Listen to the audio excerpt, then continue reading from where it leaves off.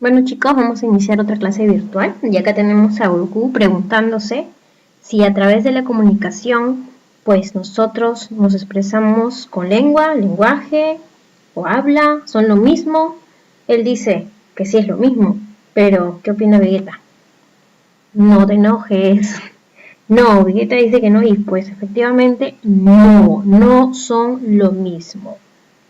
Hay diferencias y hay que saberlas.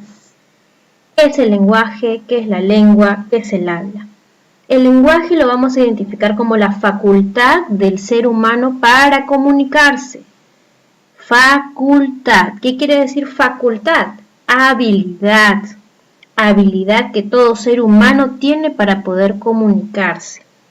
¿Sí? Si digo facultad o habilidad, quiere decir que nacemos con eso, que tenemos un espacio en nuestro cerebro ya obviamente incorporado por nuestro ADN que nos ha permitido desarrollarlo en el cerebro relacionado al lenguaje. Tenemos espacios en nuestro cerebro, por ejemplo, estas zonas del cerebro me indican que el lenguaje está trabajando en estas zonas y que nosotros ya lo hemos adquirido. O sea, en la genética, en nuestra genética está esta facultad. Nacemos con ello, ¿de acuerdo? Ya está dentro de nosotros, tenemos esa habilidad, una facultad. Esa es la primera diferencia con el resto.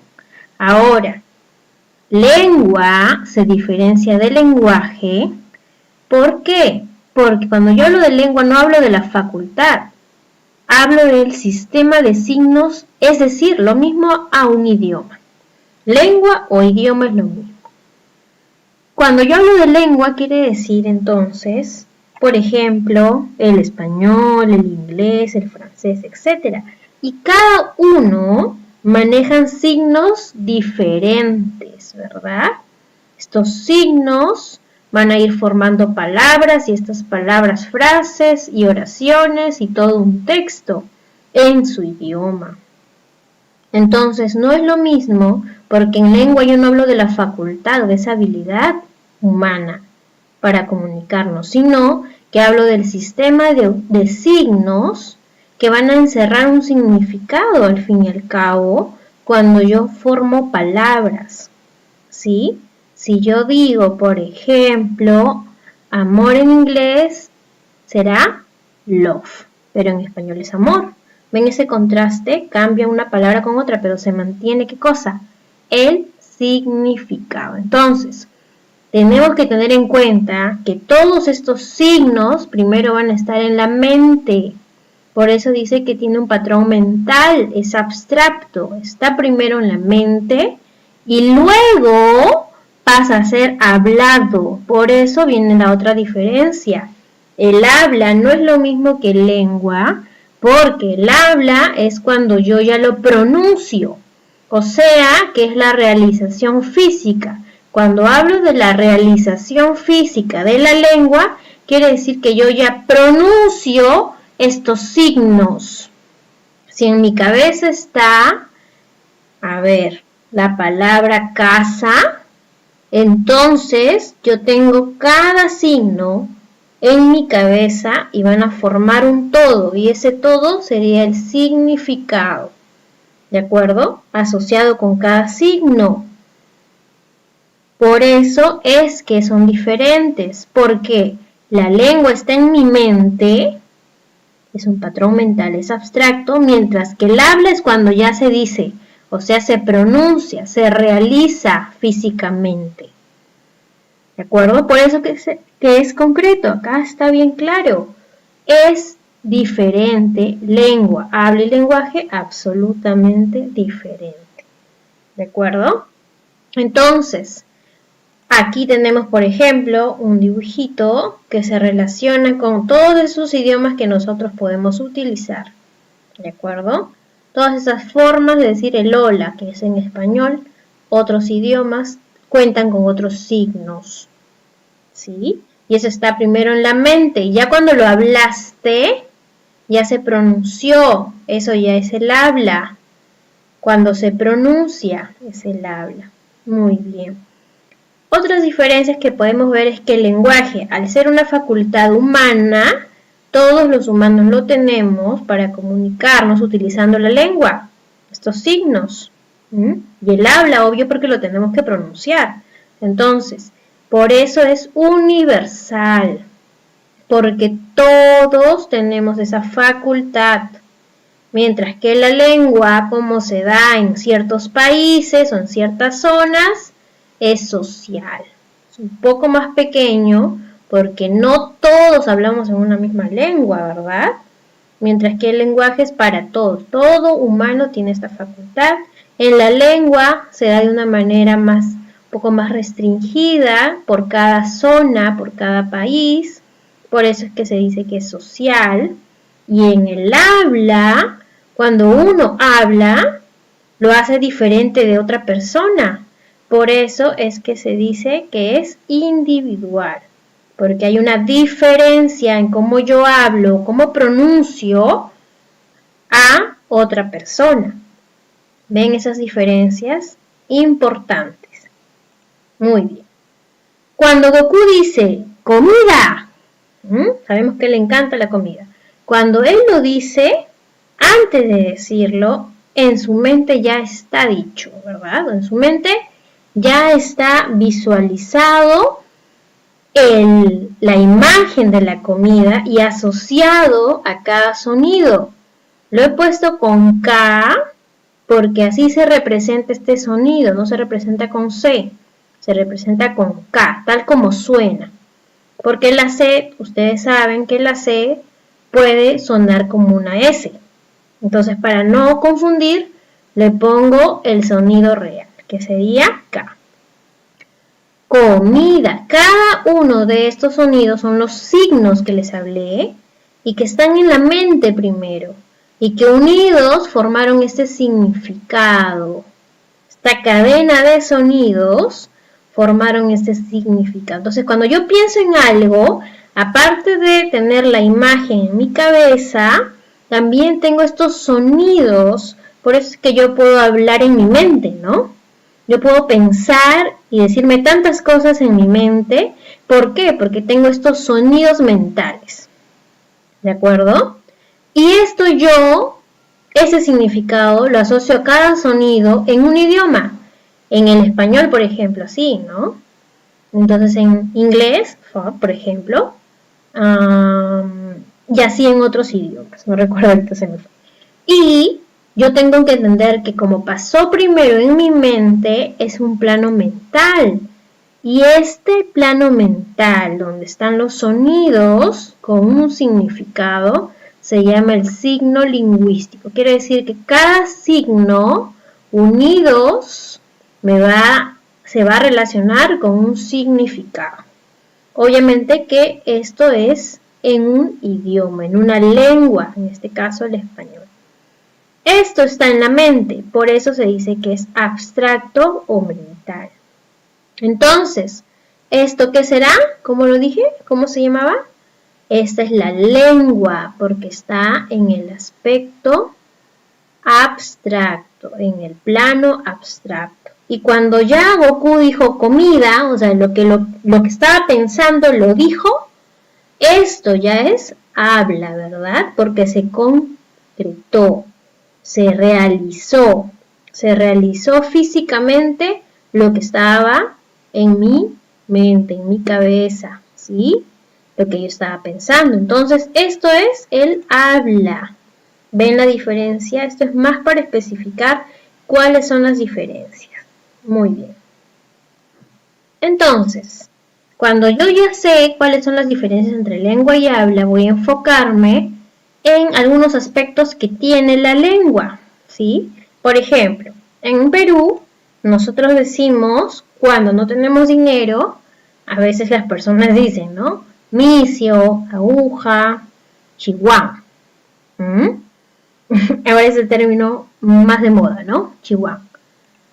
O cuando, por ejemplo, nos referimos al dinero, le decimos plata, otras personas le dicen chivilines, otros le dicen guita, otros le dicen billete. No tengo billete, por ejemplo, ¿no? me falta plata, ay, tengo estos chivilines, quiero guita, ¿no? Algo así, ¿no? Pero eso es en Perú. ¿Qué pasa en otros países que también hablan el español?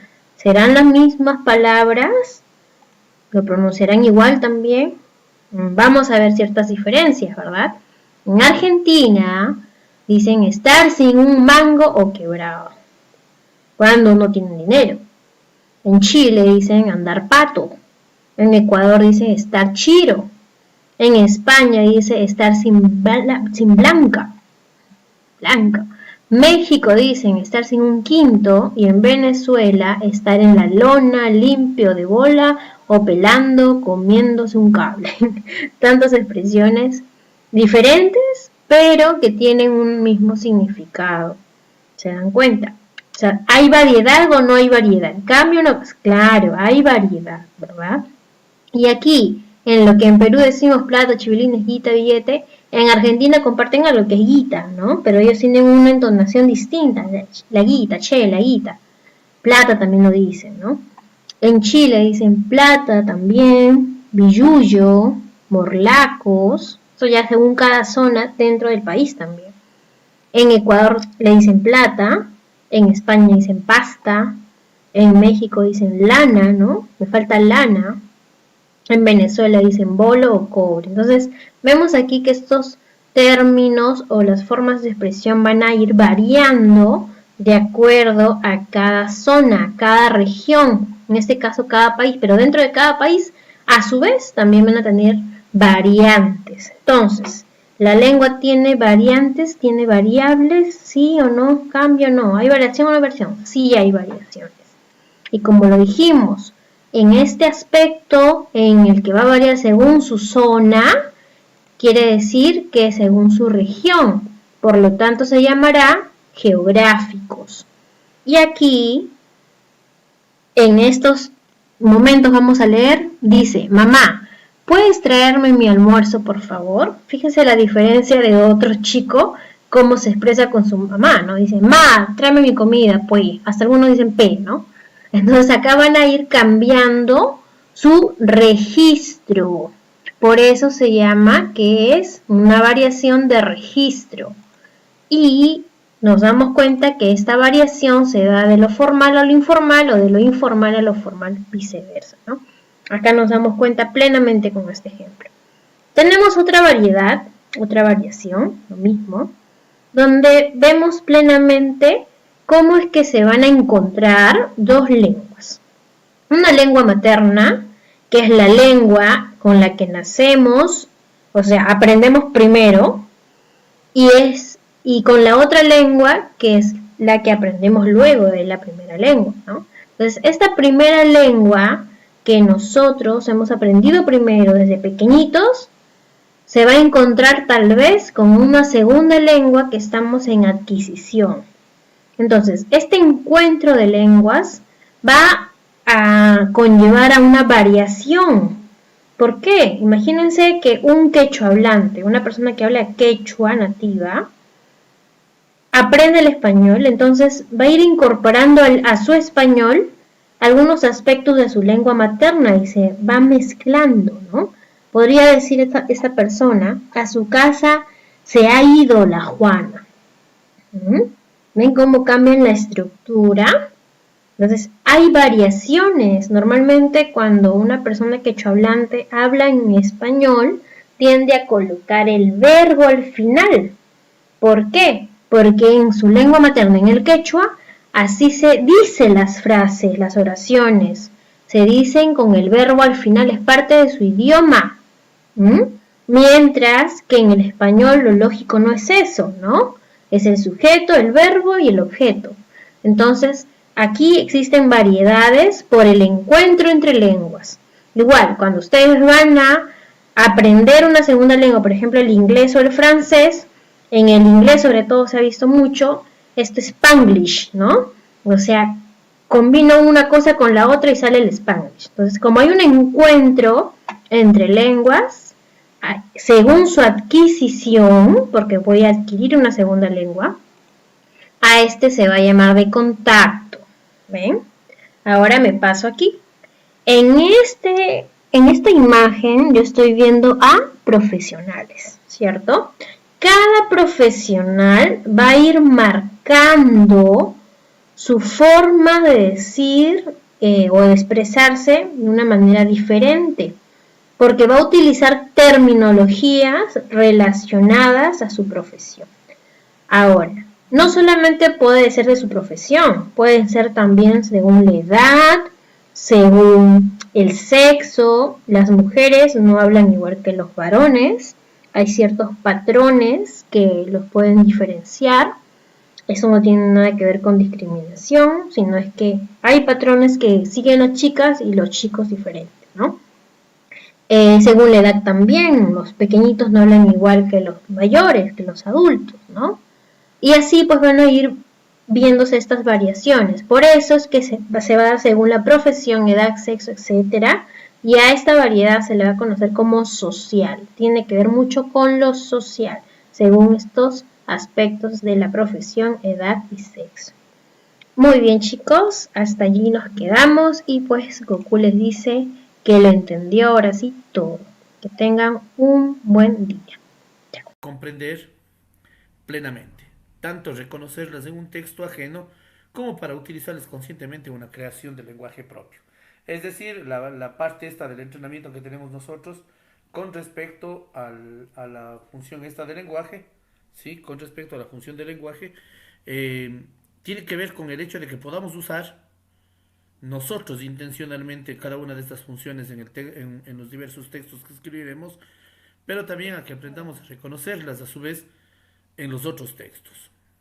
Los nombres de las funciones son la función referencial, las primeras tres, la función referencial, la función expresiva y la función apelativa. Función referencial. Esta función sirve para informar, para narrar, para caracterizar, para definir, para clasificar. ¿No es cierto? Mire usted. Narrar, informar, narrar, caracterizar, definir, clasificar. Otra vez. Informar, narrar, caracterizar, definir, clasificar. Y que se encuentra preferentemente esta función referencial en los informes, en las narraciones, en las descripciones, ¿no es cierto? Es decir, la función referencial se encuentra en todo lo que nos ayude a definir, a clasificar, ¿no es cierto? En los textos que se encargan de describir, ¿sí? En las narraciones extensas de algún lugar, ¿no?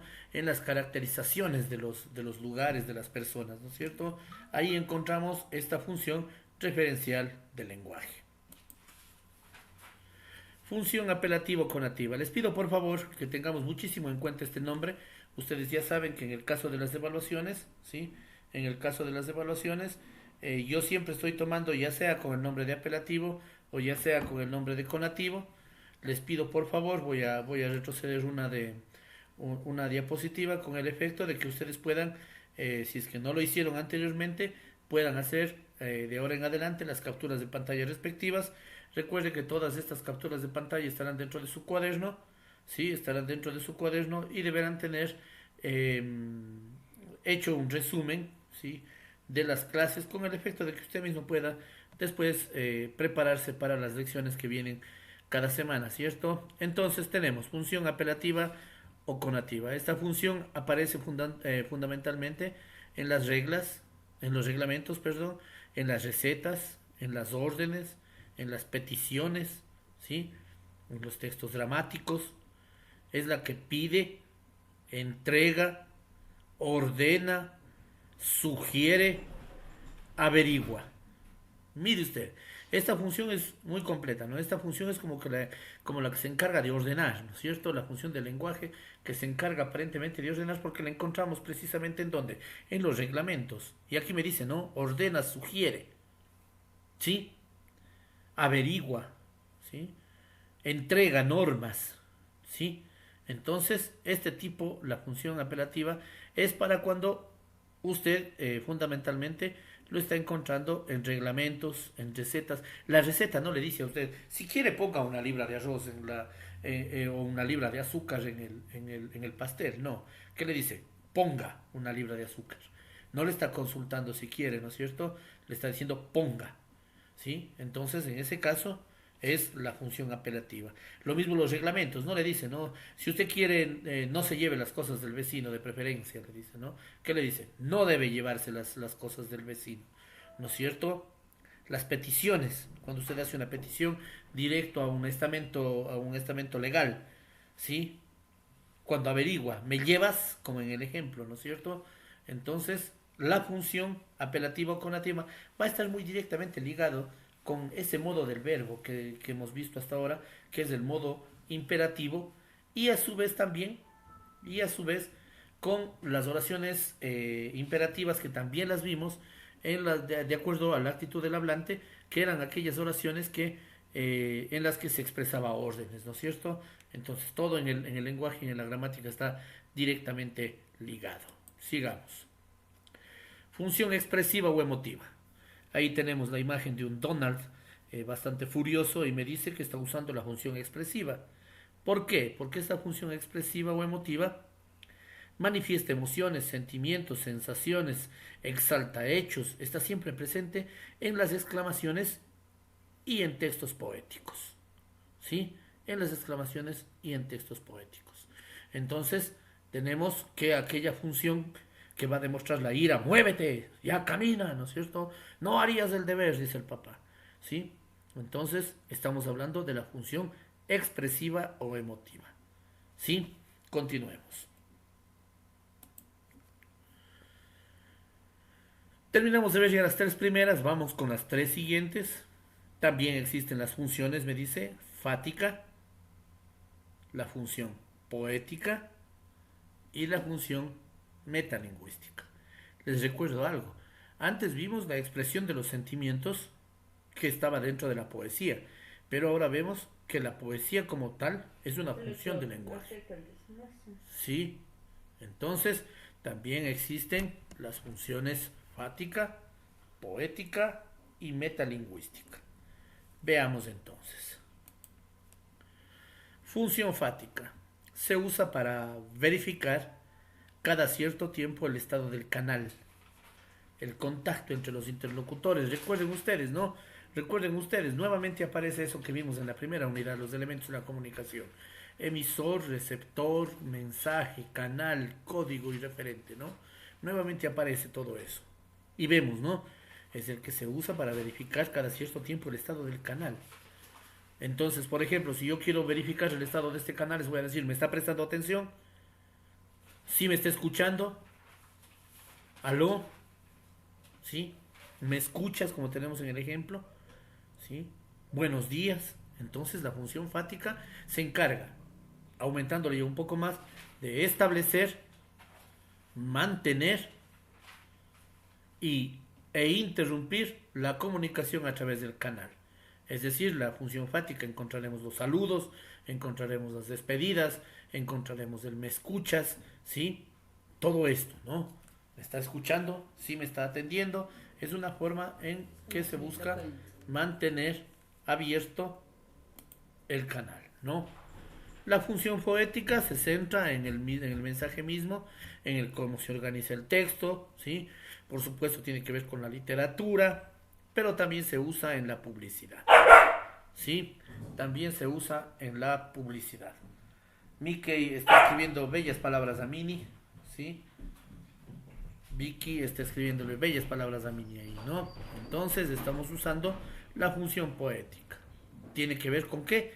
Con la literatura, con la belleza del mensaje. Cuando vimos publicidad con ustedes, ya sea aquí en las clases virtuales, los videos, o en su defecto cuando los vimos cuando estuvimos en clases y incluso ustedes prepararon algo de publicidad, recordarán que muchas veces un eslogan también tiene este mensaje poético, ¿no? Entonces, un eslogan tiene esta cierta función poética. Entonces, aquí le coloca a la publicidad también dentro de la función poética de la lengua.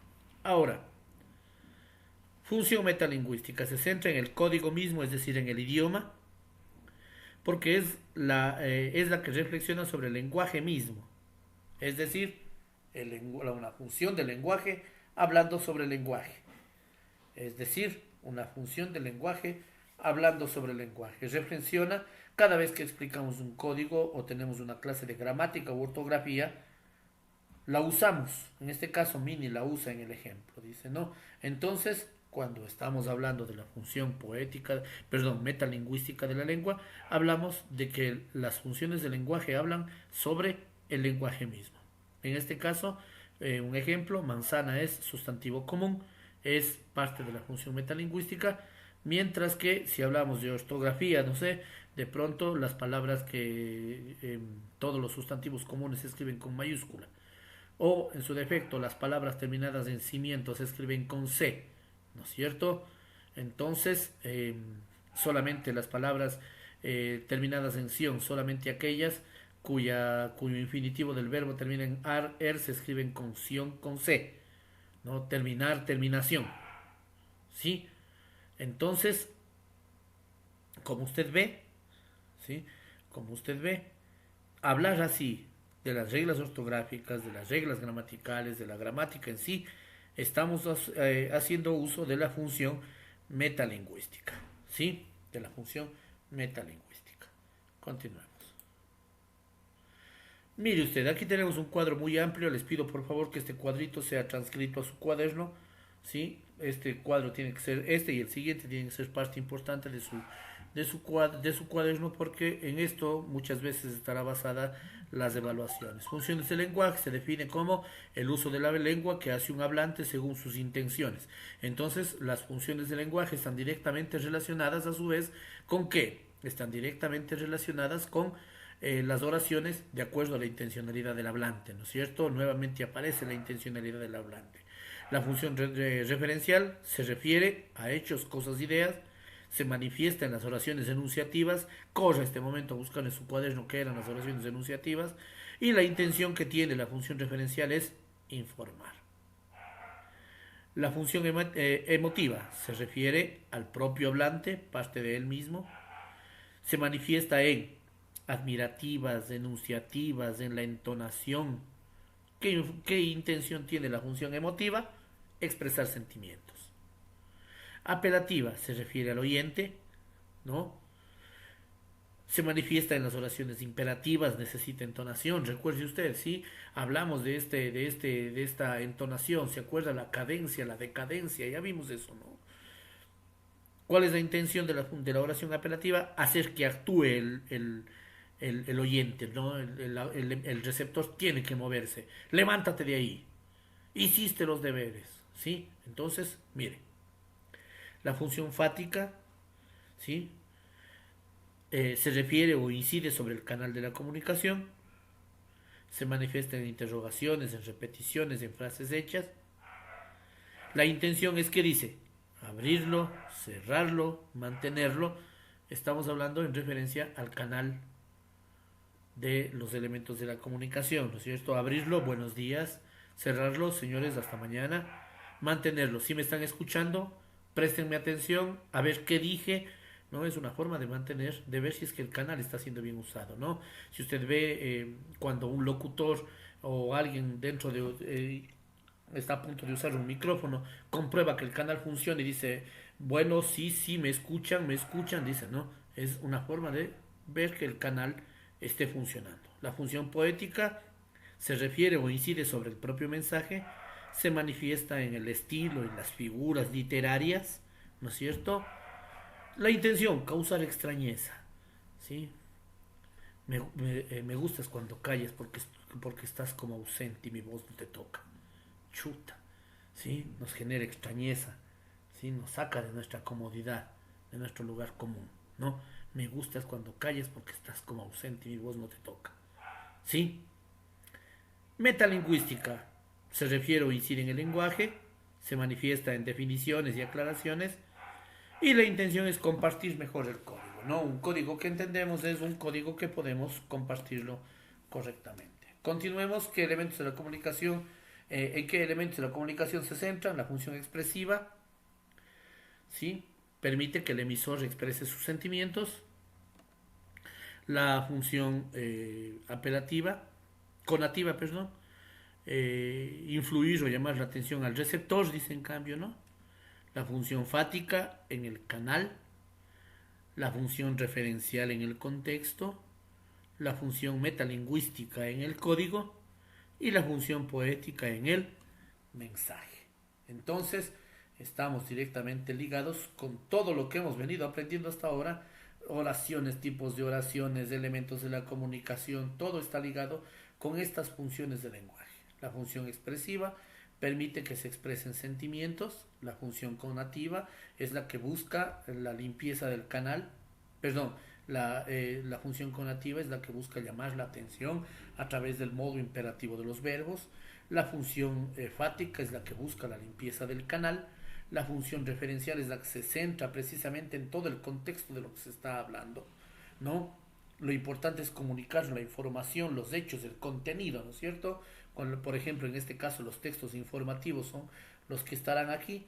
La metalingüística, en cambio, explicar y aclarar los elementos referidos al código, y la poética porque expresa la belleza, ¿no? No se olvide, por favor, de tener una captura de